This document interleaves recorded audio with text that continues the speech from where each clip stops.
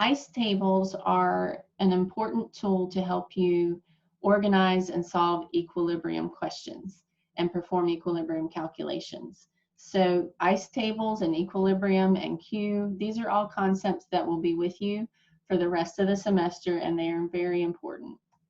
All right, so the first step is, this is more of a tool for how to organize, how to think about the question.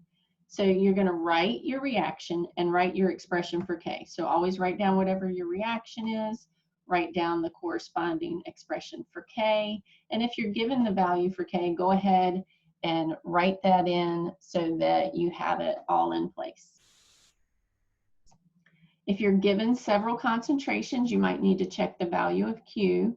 And remember, you can compare Q to K to determine whether you need to go in the reverse direction or the forward direction, or if you're already at equilibrium. Now, here is the ICE table. An ICE table is a way to organize all the information, and it's called an ICE table because the first row is the initial concentration of the species. So if you're introducing something into the vessel for reaction, or you're starting at a certain point with certain concentrations, you could plug those into the initial row. And if you're not at equilibrium, the reaction is going to shift one way or the other. And so those concentrations will change, and they're going to change stoichiometrically. And then you're going to end up with an expression that will represent the concentration at equilibrium. And then you plug in all the values that you know into these boxes, and you can come up with a plan to solve what is missing.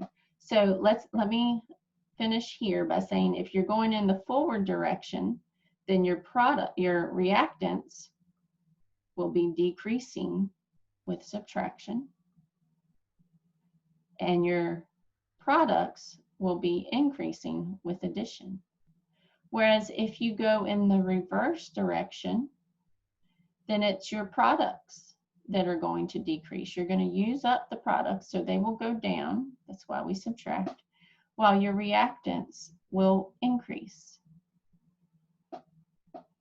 And that will be important in the change row, so you know which side to subtract and add from.